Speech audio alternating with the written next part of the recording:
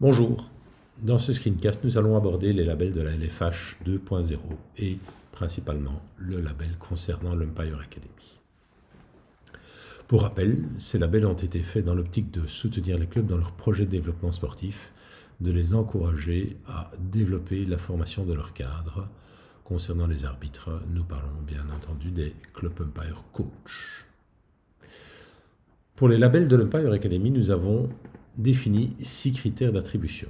Ces critères sont les suivants: la séance d'information, les séances de coaching, le nombre d'arbitres théoriques, le Club Umpire Coach reconnu par la Ligue, les examens Club Umpire et le dernier critère, le nombre de Club Umpire dans chaque club. Il y a 3 distinctions possibles: la distinction bronze, la distinction argent et la plus belle évidemment, la distinction or. Alors pour chaque critère, en fonction de la réalisation, nous allons attribuer des points. Pour obtenir le label bronze, il faut avoir entre 7 et 14 points. Pour le label argent, minimum 15 points, maximum 20 points. Oui, c'est ça. Et pour le label or, au-delà de 20 points. Alors rentrons en détail dans les critères. Le premier de ces critères, donc, c'est les séances d'information. Pour le label bronze qui équivaut à 1 point, il faut qu'il y ait au minimum une séance d'information. Par séance d'information, on entend une communication interne au club avec une ou plusieurs dates de formation sur l'arbitrage petit terrain. On parle de formation à l'attention des parents arbitres ou des joueurs qui se destinent pour l'arbitrage des équipes de U6 à U12. Cette information ou formation doit reprendre au minimum toutes les explications qu'on retrouve sur les pictogrammes. Pour obtenir 2 points, il faut avoir fait la même chose que pour le critère bronze, mais également rajouter une ou plusieurs dates de formation sur l'arbitrage grand terrain. Là, on parle de l'arbitrage des équipes allant de U14 jusqu'à adulte. Il faut que cette ou ces formations soient dispensées par le CUC et doit porter sur les 3 critères importants, à savoir placement-déplacement, coup de sifflet et signalétique. Là, on obtient 2 points. Pour obtenir les 3 points qui équivaut au label or, même chose que pour l'argent, mais en plus de ça, il faut qu'il y ait au minimum un workshop dispensé à l'intérieur du club.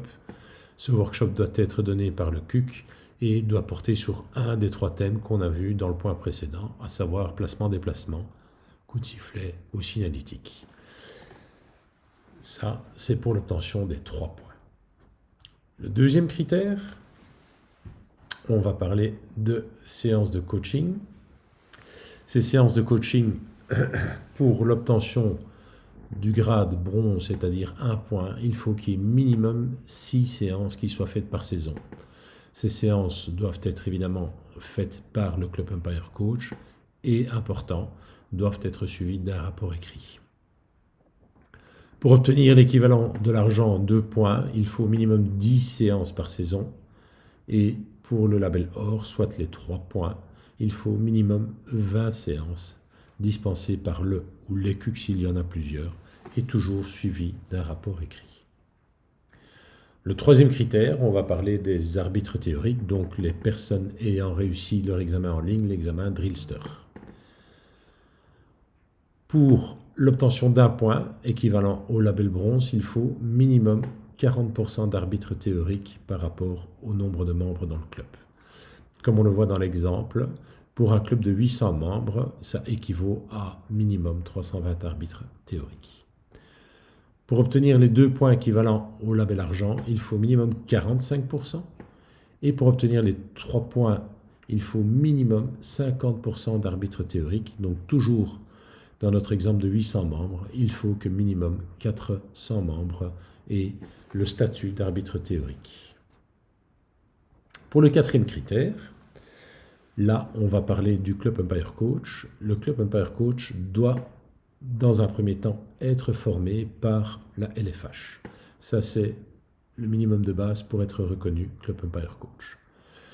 Au niveau de l'obtention des points, pour l'équivalent bronze, cette fois-ci c'est 2 points. Il faut avoir suivi, le CUC en tout cas, doit avoir suivi au minimum un workshop sur la saison. Pour obtenir les 4 points équivalents au label argent, il faut que le CUC ait suivi minimum 2 sessions workshop. Et pour les 6 points de l'or, c'est 3 sessions workshop.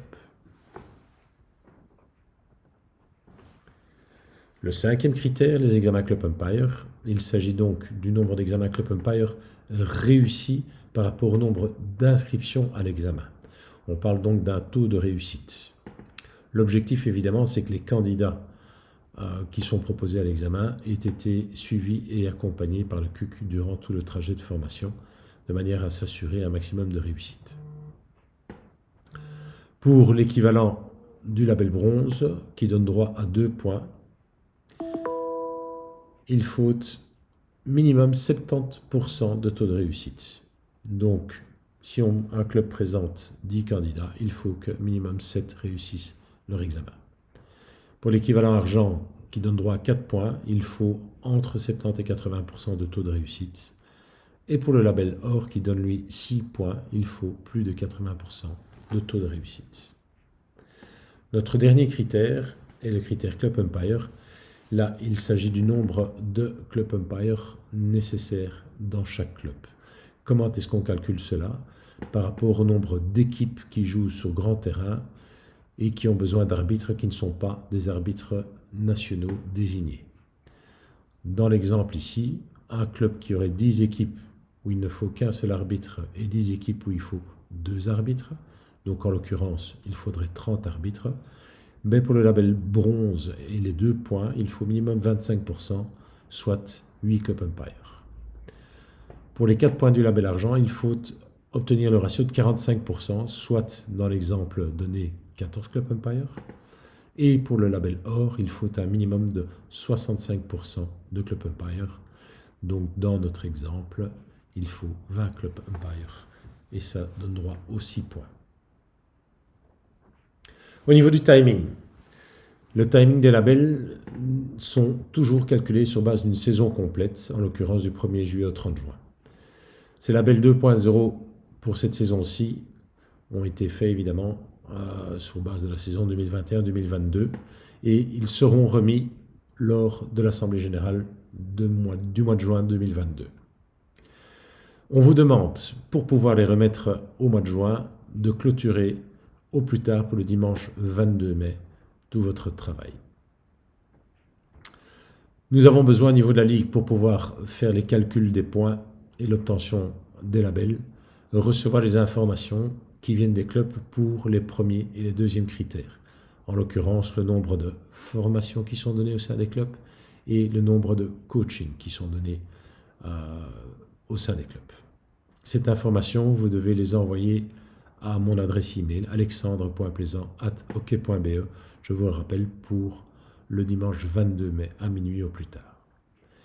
Les 4 autres critères sont des critères qui peuvent être vérifiés à travers les données SportLink.